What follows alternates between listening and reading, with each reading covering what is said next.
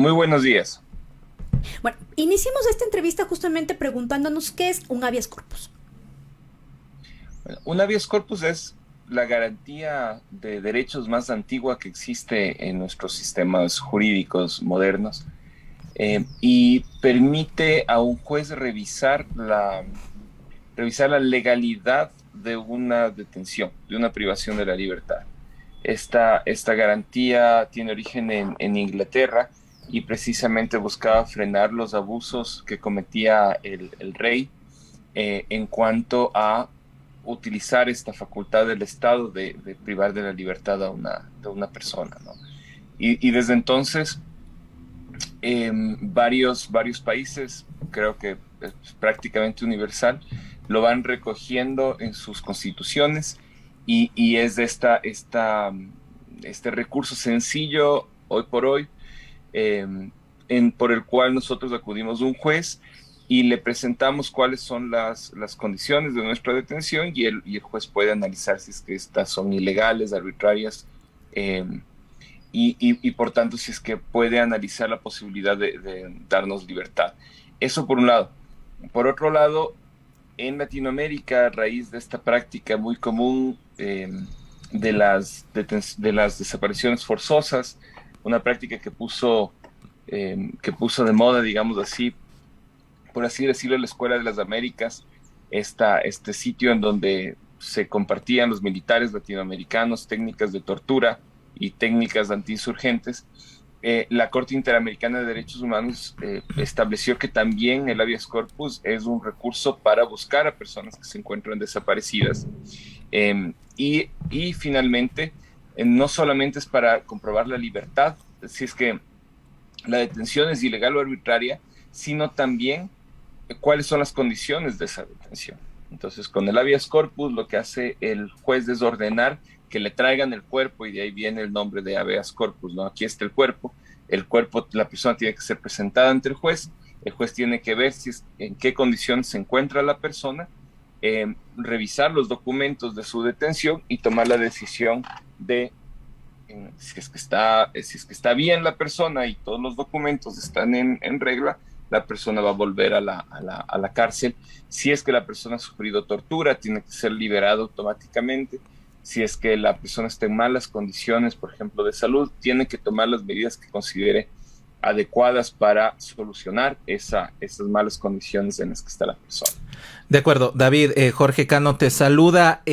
¿En qué momento del proceso, de los procesos judiciales, se puede otorgar un habeas corpus? Porque aquí no entendemos bien y quisiéramos justo Ujú. que lo puedas como compartir.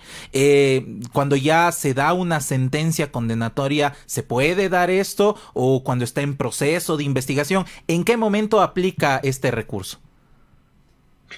Muy bien. En general, aplica en cualquier momento de la detención, desde el primer instante que una persona es detenida, y si es que le condenan a 20 años, hasta el día antes de que salga de cumplir su condena. Vamos a matizar esta respuesta a continuación, pero en general se puede siempre. ¿Por qué? Porque una detención que inicia como legal puede tornarse, puede tornarse ilegal o arbitraria en cualquier momento, por varios factores. Por ejemplo, ustedes recordarán que en octubre del 2019 un grupo de policías desapareció a más de 50 personas que fueron detenidas en la, en la Asamblea Nacional. Y que después de buscarles por todas partes, varias organizaciones de derechos humanos, encontramos que les habían metido al cuartel del GIR, en el norte de Quito, por ejemplo. La policía podía detenerles a estas personas en principio porque tiene la facultad de hacer un arresto, Ujú. ¿cierto? Pero jamás podía detenerles en un cuartel. Entonces, por ejemplo, ahí nosotros presentamos un habeas corpus a favor de estas personas. ¿Por qué? Porque si es que le ponen a una persona que puede tener orden de detención, puede haber cometido un delito flagrante, puede darse cualquiera de los presupuestos para que una detención sea legal, pero le detienen en un lugar donde no pueden detener personas, sin avisarles a sus familiares, sin permitir el acceso a los abogados. Entonces ya estamos hablando de una detención, en este caso, ilegal. Y por tanto, susceptible de habeas corpus. Entonces, esas condiciones de detención pueden cambiar, pueden ser legales y no arbitrarias en algún momento y después se tornan arbitrarias o ilegales por alguna circunstancia. Entonces, eso primero.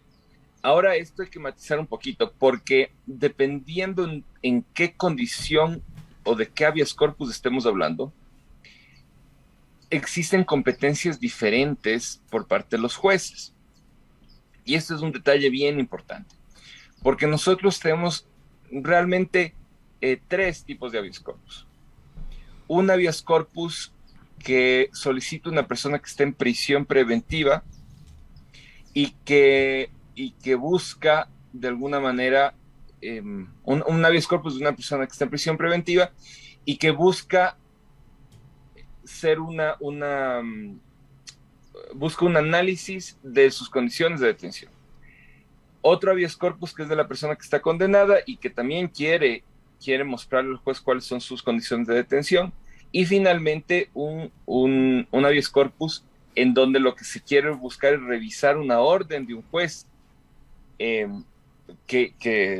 se quiere que revise si es que es ilegal o arbitrario su arresto. Aumentaría otro tipo más que sería de la persona desaparecida. ¿Ok? ¿Por qué hago esta distinción? Porque la persona que está en prisión preventiva y que quiere que se revise las condiciones de su arresto, no le están alimentando, le han golpeado, no está en el sitio en donde debería estar privado de la libertad, esa persona puede presentar un habeas corpus en el lugar en donde está arrestado. En primer lugar. En segundo lugar, si estamos hablando de un habeas corpus en donde yo quiero que el juez revise una orden judicial, es decir, yo estoy por prisión preventiva, estoy por prisión preventiva, estoy cumpliendo una sentencia, lo que va a decir la Constitución y la ley es que yo tengo que presentar mi caso ante un juez provincial, porque como hay una orden judicial por la cual se me está deteniendo, entonces yo tengo que ir a un juez superior, al de primera instancia que me dictó la orden, para que este juez analice. En el tercer caso, que es el caso en el que quiero alegar ante el juez que estoy en malas condiciones de detención, dice el Código Orgánico de la Función Judicial que son competentes unos jueces que se llaman jueces de garantías penitenciarias, que son unos jueces que solamente existen en los cantones en donde hay una cárcel. Entonces, el más cercano que nosotros tenemos ahora es en Latacunga, ¿ok? Y solamente en el último caso de estos cuatro, es decir, en el que desaparece una persona, que no sé realmente, honestamente, dónde está, yo no tengo ninguna de las limitaciones anteriores, ¿ok?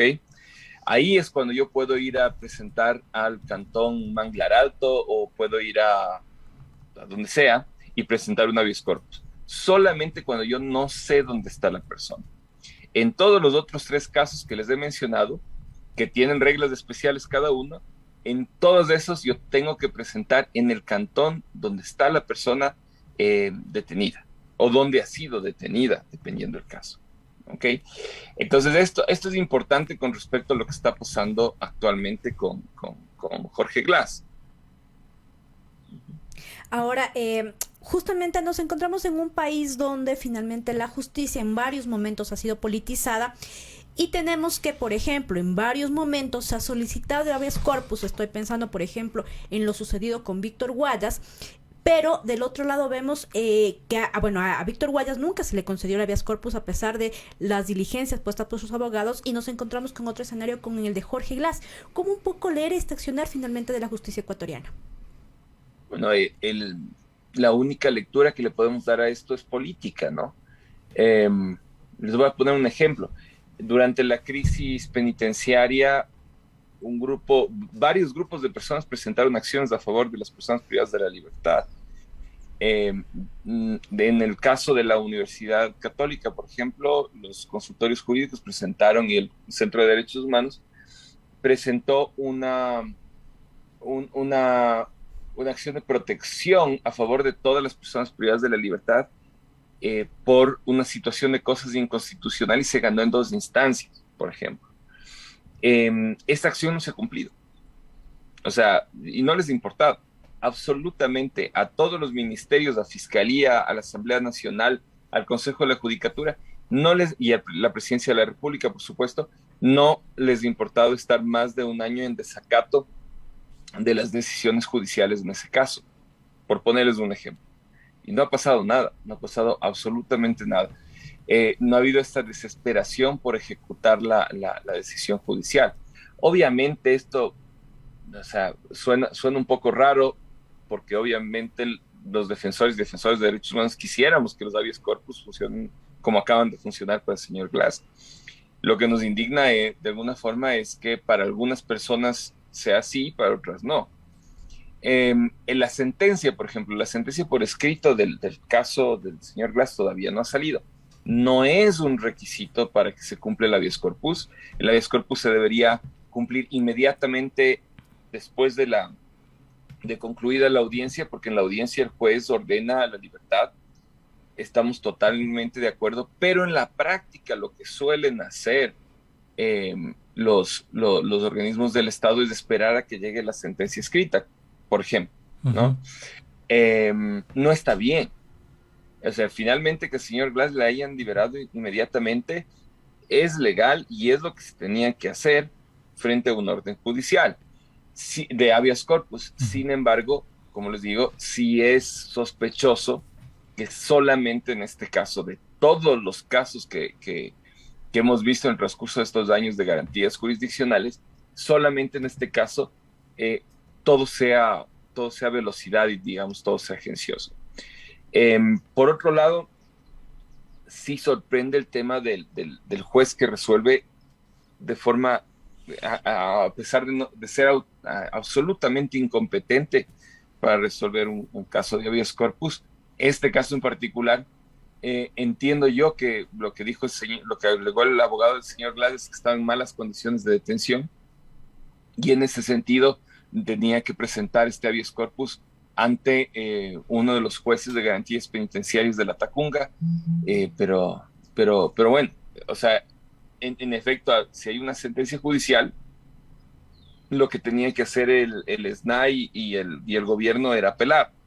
Entiendo que todavía no apelaron en la audiencia, porque les escucho que van a presentar una apelación, entonces, y que están esperando la sentencia escrita, entonces de alguna manera todavía no han reaccionado realmente, ¿no? O sea, más allá de las declaraciones. Entonces sí es preocupante esto, sí es sospechoso, no sabemos qué hay detrás de esta situación. Y vamos a ver, ¿no? Generalmente el Consejo de la Judicatura en este punto, en otros casos ya le ha amenazado al juez de que le va a perseguir, pero hasta las últimas consecuencias y cosas por el estilo, ¿no? Que no están bien, por cierto. Pero sí vemos un trato diferente, un trato preferente en este caso. Justamente ese es parte del análisis y comprender esta acción, el uso del habeas corpus. Nombrabas tú al Consejo de la Judicatura. ¿Qué potestad tiene el Consejo de la Judicatura de observar las acciones de jueces en el país y en este caso en específico del otorgamiento del habeas corpus? Y para complementar esa pregunta, si es que hay un pedido desde el abogado del ex vicepresidente Jorge Glass por malas condiciones, ¿no se debería de abrir una investigación también? ¿En qué condiciones está? ¿Quiénes son responsables? Porque claro, una de las acciones de la medida es este traslado, el que salga de la cárcel el señor Glass, pero el hecho continúa ahí. Entonces, ¿qué se debería de hacer en ese caso? Ok, en primer lugar, depende si es que los hechos denunciados constituyen o no delito. Si es que es así, en efecto que debería iniciarse una investigación al respecto. ¿A qué me refiero con esto? Una cosa son las malas condiciones en las que toda la gente está en el sistema penitenciario, el sufrimiento que le puede provocar a una persona, por ejemplo, estar en una cárcel, va a ser diferente, o sea, sin estos factores extra, ¿no? Que les maltraten o que les amenacen. O sea, el solo hecho de estar privado de la libertad ya es una afectación a la integridad de la persona, pero de alguna manera en nuestras sociedades toleramos ese sufrimiento que le provocamos a la persona cuando le metemos a la cárcel, ¿no? Ujú. Entonces digamos que eso estaría dentro de acciones que no son ilícitas, como privarle de la libertad a Jorge Glass. Si es que le han maltratado, le han golpeado, no le han alimentado y cosas por el estilo, ahí sí tenemos cuestiones que deberían investigarse y sancionarse eventualmente, ¿no? Yo entiendo que lo que alegó la defensa del señor Glass no iba en el sentido de que le habían golpeado o maltratado al señor Glass, más bien acerca de cómo él psíquicamente estaba reaccionando al hecho del encierro. Entonces, no iría por ese lado, ¿no? Eso por un lado. Por otro lado, sobre el tema del Consejo de la Judicatura. El Consejo de la Judicatura podría iniciar una investigación en contra del juez siempre y cuando se declare que actuó mal en la apelación. Voy a explicar un poco mejor esto. El SNAI y la Presidencia de la República han anunciado que van a apelar esta decisión del juez. Eso significa que vamos a ir a la Corte Provincial, en donde se va a resolver esta apelación. Cuando la Corte Provincial analice lo que hizo el juez de primera instancia, podría determinar que el juez cometió un error inexcusable al haber aceptado la competencia en este caso por una cuestión territorial. De ser así, esa determinación judicial de que el juez actuó mal, que emite la Corte Provincial, es la base para que el Consejo de la Judicatura inicie una investigación y eventualmente sancione al juez. Esto es muy importante porque por muchos años el Consejo de la Judicatura ha abusado de esta potestad legal de control disciplinario a los jueces, iniciando este tipo de procedimientos sin que exista un juez un juez superior, que diga se equivocó el juez inferior. Entonces eso es lo que debería pasar. Uh-huh. Si es que el gobierno no apela a esta decisión y la deja ahí, pues simplemente el juez que dictó la decisión, que parece es de Manglar Alto, ¿no? Uh-huh. No habrá pasado nada, quedará impune ante esta acción que es evidentemente abusiva, ¿no? La que cometió. Entonces el presidente de la República, el SNAI tienen que apelar y en esa apelación se tiene que decir que el juez actuó mal para que se pueda iniciar un proceso de sanción. Eso, sí. David, nada, agradecerte por esa entrevista y finalmente no llama mucho la atención, como mencionábamos, el tema de la a veces rapidez que el Estado finalmente tiene para declarar habeas corpus, en este caso en unos temas, frente a otros no. ¿Cómo debería entonces estar la institucionalidad del país más allá de las decisiones de cada gobierno? Bueno, creo que nos tenemos que tomar en serio las garantías jurisdiccionales. Una cosa que ya le escuché al mismo presidente de la Corte Nacional de Justicia el día de ayer, de que tenemos que limitar las garantías jurisdiccionales, eso es un arma de doble filo, ¿no? Porque claro, hoy es Glass, que era una persona que tenía todos los recursos y los medios, pero el habeas corpus es una acción que los defensores y defensores de derechos humanos generalmente utilizamos para proteger los derechos de las personas más vulnerables del país. Entonces, pedir que esto se limite es una barbaridad, es quitarnos de herramientas, por ejemplo, para liberar a personas que están en clínicas de deshomosexualización, por ejemplo, ¿no? Es quitarnos herramientas que nos han servido para buscar a personas desaparecidas de manos de funcionarios públicos, realmente, y también de sacar a personas que han estado, que tienen enfermedades catastróficas, que están en la cárcel y que no les llevan ni siquiera al dispensario del IES, si es que la misma persona no puede pagarle el taxi al policía, y cosas así. Entonces, no, es una herramienta muy importante. que este juez en particular haya abusado de esta acción, debería llevar a que este juez sea sancionado. Y eso también es parte de la institucionalidad. Este juez sí, con mucha razón, ¿no? Y eso es institucionalidad finalmente en la justicia. Yo quiero dejar dos mensajes rápidos, ¿no? En primer lugar, alguien decía, me parece que fue los propios autoridades del SNAI, decían, yo no puedo hacer otra cosa que cumplir la sentencia, entonces no le podía retener al señor Glass. Eso es cierto, y eso es muy importante. Esperemos que el gobierno mantenga esa actitud en todas las acciones que salen en contra del gobierno, en todas las decisiones de habeas corpus y de amparo, de acciones de protección. Es más, esta misma semana vamos a insistir para que el gobierno cumpla la decisión de la acción de protección por situación de cosas inconstitucional en las cárceles y tome acciones inmediatas para bajar el hacinamiento. Entonces, como estamos en esta ola de respeto a las decisiones judiciales, esperamos entonces que el presidente de la República y las otras instituciones demandadas se tomen en serio los derechos de las personas privadas de la libertad. Y la segunda cuestión es que cuando se dice que el señor Glass está en malas condiciones en la cárcel, es cierto, pero no es él. O sea, solamente me refiero. Hay más de 30,000 personas que están en malas condiciones en las cárceles.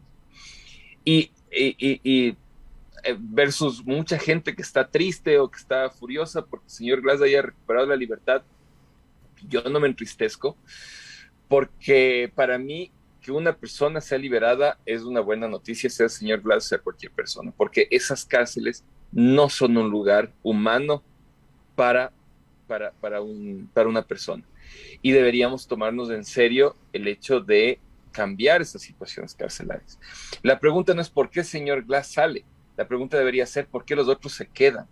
Y eso es fundamental. Con la situación que tenemos en las cárceles de nuestro país, todas las personas que están ahí deberían salir precisamente porque no hay condiciones carcelarias adecuadas. Eso es lo que le ha pedido la Comisión Interamericana de Derechos Humanos al gobierno hace muy poco.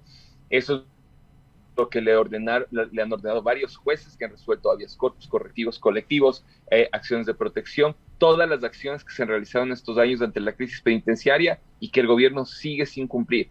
Hay que disminuir el hacinamiento, hay que sacar a personas de la cárcel. David, muchísimas gracias. Estamos con el tiempo ya encima, pero una entrevista bastante valiosa. Muchísimas gracias.